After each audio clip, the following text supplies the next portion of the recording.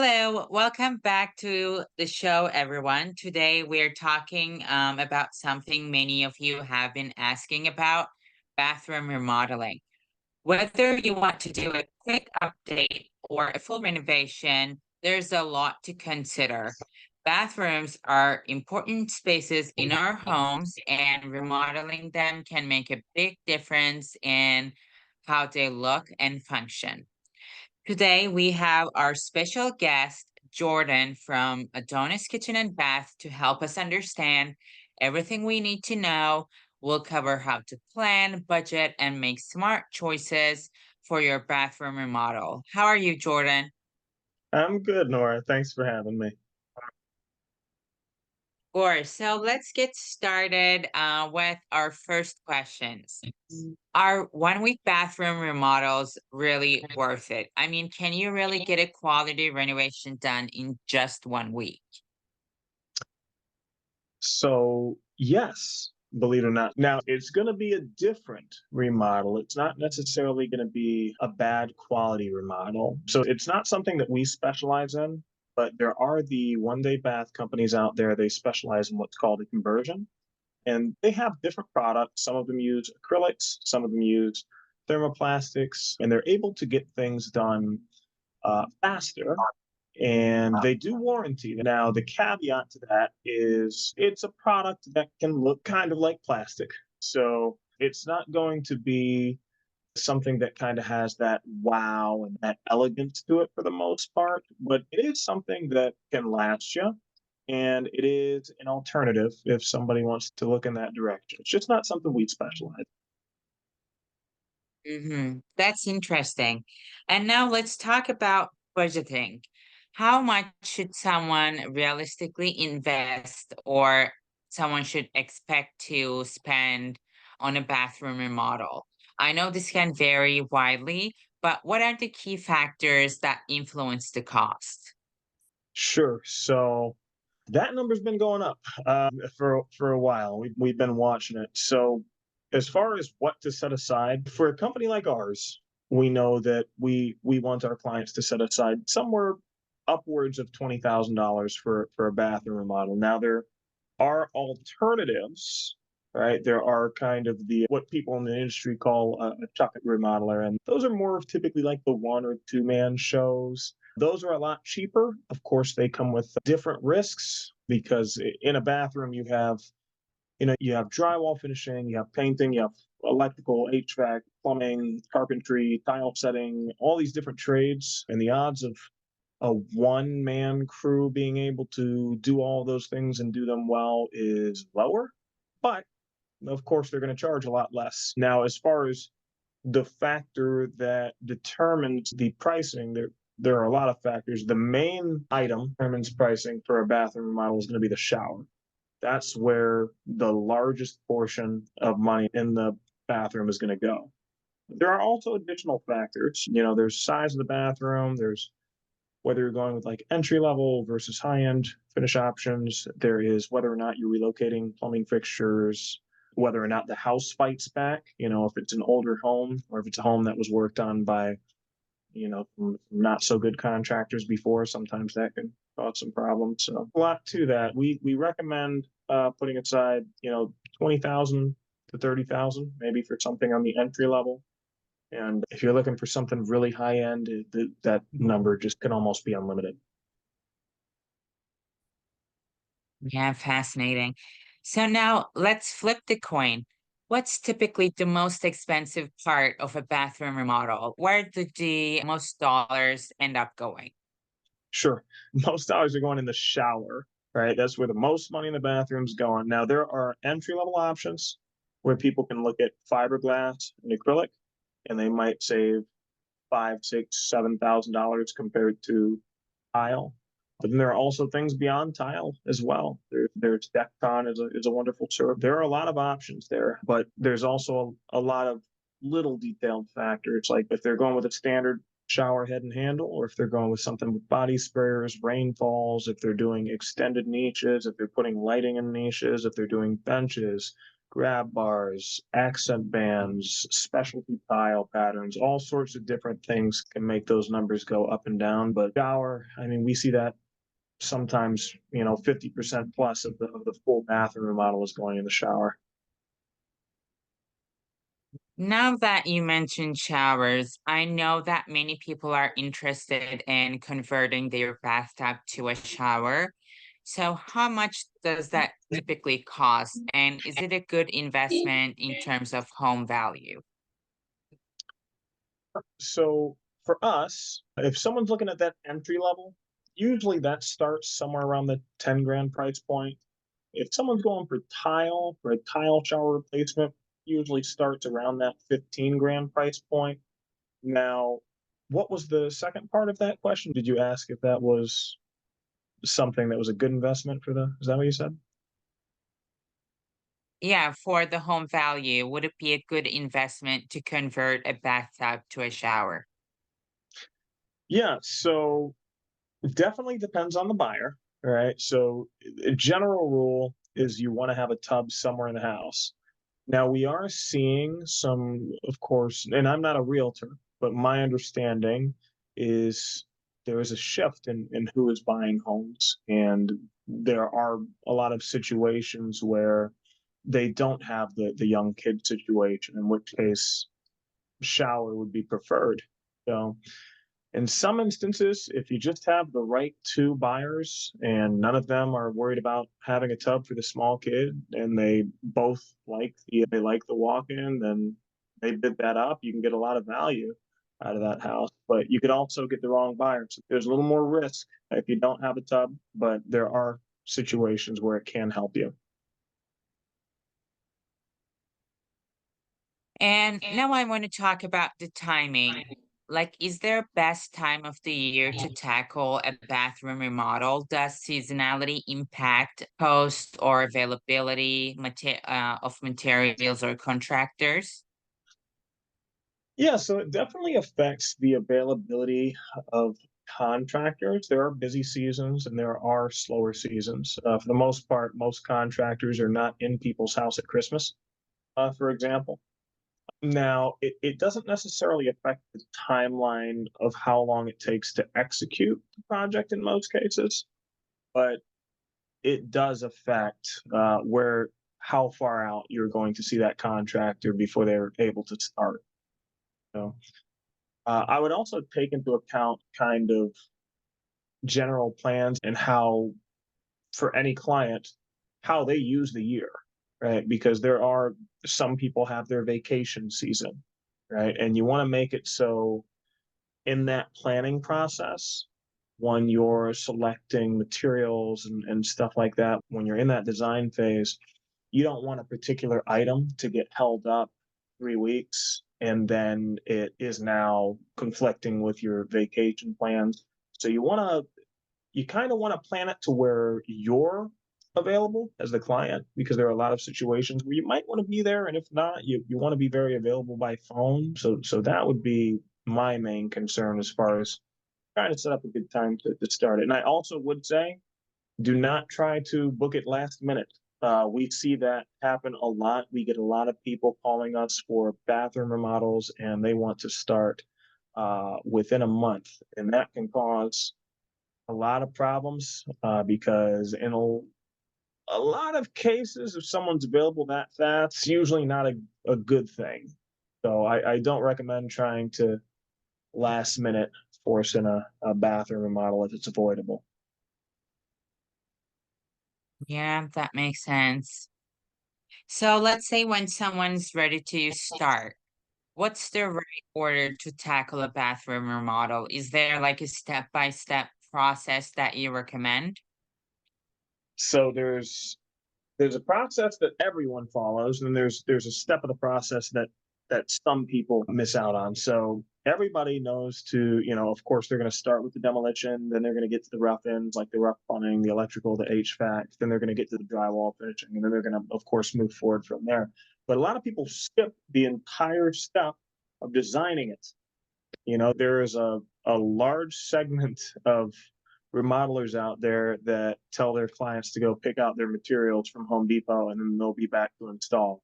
And that is very bad for many reasons. That is bad not only because you're missing the ability to help and guide with design, but also because that is a huge thing that leads to change orders, because you never know what someone's going to pick. You might be expecting them to get a porcelain or ceramic tile, and then they get glass. And most people are charging more to install something like that, or that you might be expecting them to get a standard shower head and they get something that has body spares or rainfall, or you might have missed the opportunity to stop them from getting that one particular shower head that you hate installing because it always breaks on people. There's a lot of stuff that can go wrong when people skip that design phase. So I would never say don't get someone that comes back when it's time to do demolition. Get someone that's there throughout that whole design process. Mhm. And how long do you think a bathroom remodeling should take from start to finish? Like, I'm sure there are a lot of different situations, but what's a reasonable timeline to expect? Sure. So couple levels to that. So there are the 1 day bath companies. So if you're okay with the things that might look a little more like plastic that will still last you, that's something that those can be done quick. Those can be done in, we call them 1 day baths, but I think most of them like 3 days, 4 days, stuff like that. Those are on the quick side. Right now, if you're going custom, which is what we do, a lot of times we're seeing our bathrooms at 3 to 5 weeks, but we have had some really high end stuff. There are some pretty cool bathrooms out there, like when you get to like that approaching the six figures range, and we've seen those. Those can be 3 month bathrooms. So it really just depends on what you're doing. I would say average for a custom bathroom remodel, looking 3 to 5 weeks. Just depends on, are you doing new electrical? Are you doing all new drywall? Are you doing tile? That type of stuff.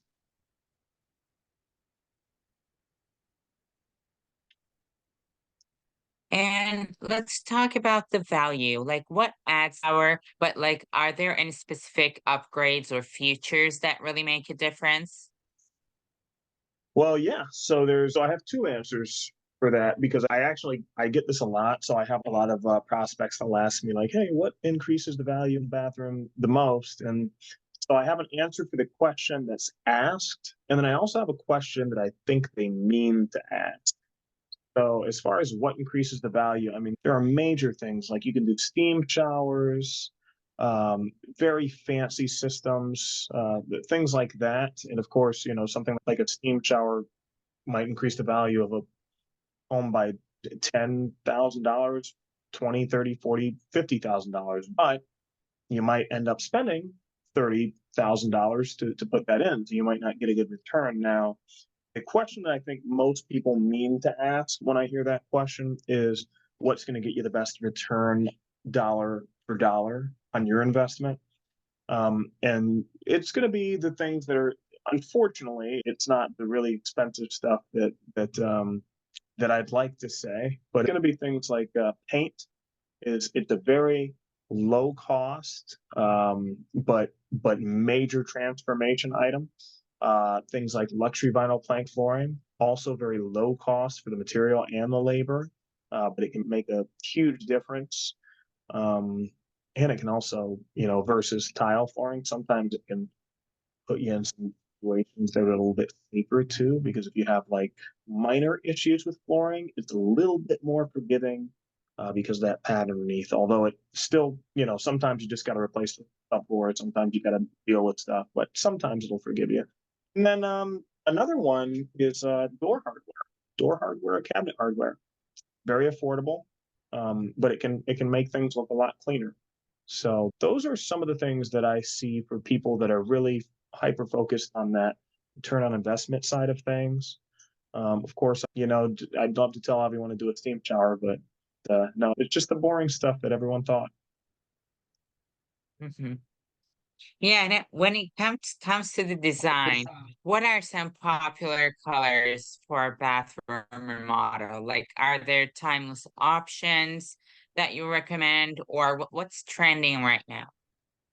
Sure. So that is all right. That's a good question. So I'm part of a couple groups, right? I'm in the National Kitchen and Bath Association.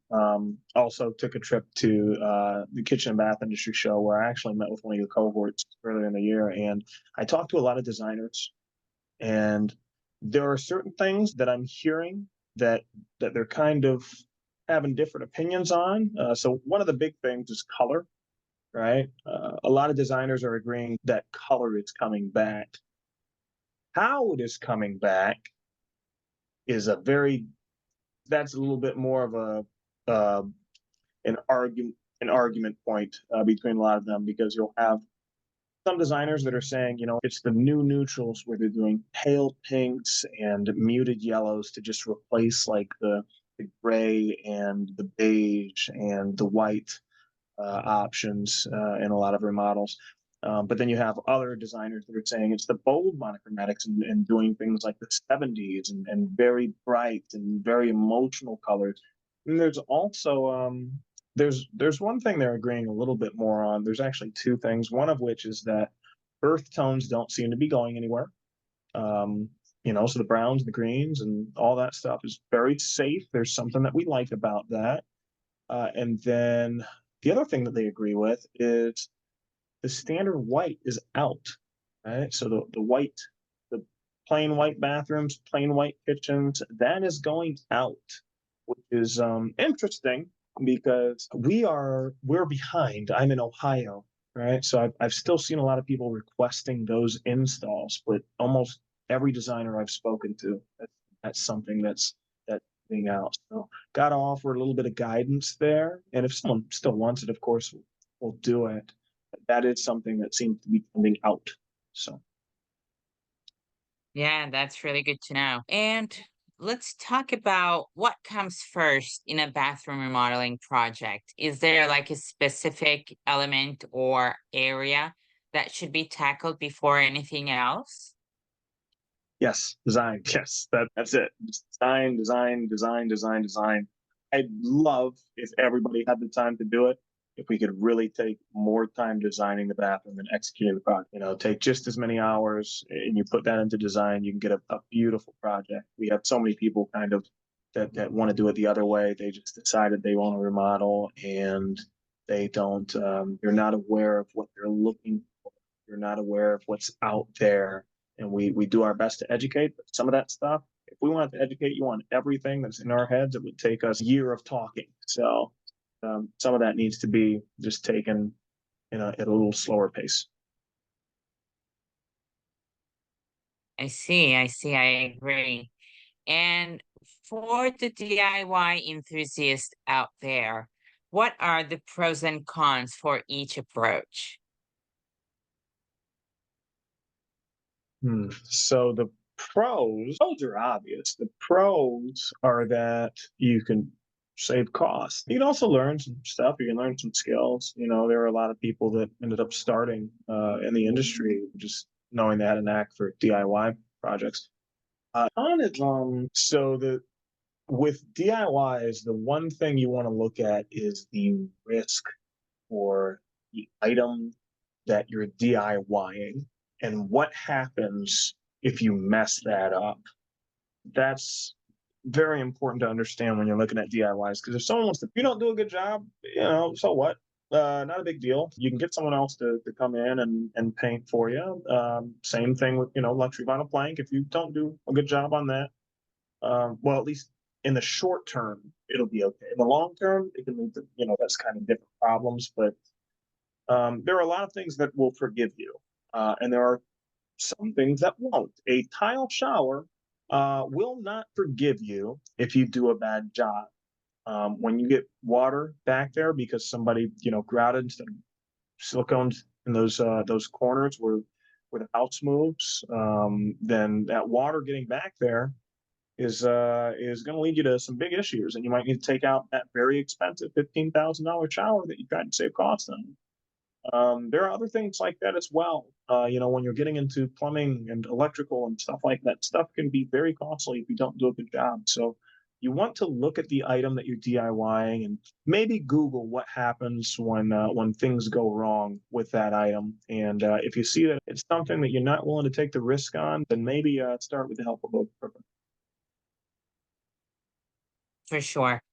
And when planning a remodel, what are some like key things to keep in mind to avoid common pitfalls? Sure. So, for someone planning a remodel, the advice that I typically give people is to know your needs and know your risks and take your time in understanding those and put in some effort to understand those. Because if you know what's important to you going into a remodel, it's easier for someone like me to guide you and help you find that and bring to life what's important to you.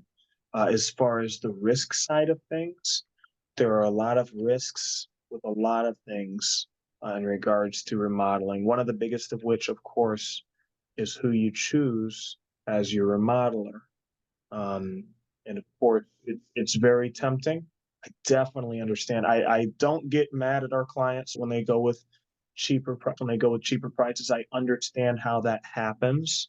It's a very common pitfall for people, but a lot of them do end up calling back. So you want to be, aware of what risks are associated with going with lower prices, as well as what risks are associated with a lot of other things in the industry. Just make sure that you fully understand your needs, so you don't have that risk of wanting to change things after the fact. And then also that you understand the risks of selecting the correct remodeler for your project. Mhm. And before we wrap up, like what's the one piece of advice you would give to someone just starting their bathroom remodel? What's crucial to know before diving in? Screen your contract. Check them out on Google. Check them out on Thumbtack, Angie, Home Advisor, House, networks, wherever you can find them.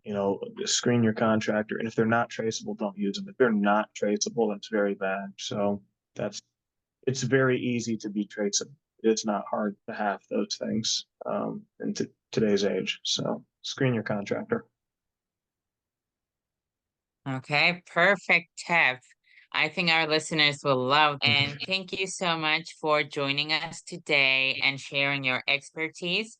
I'm sure our listeners have found this very helpful.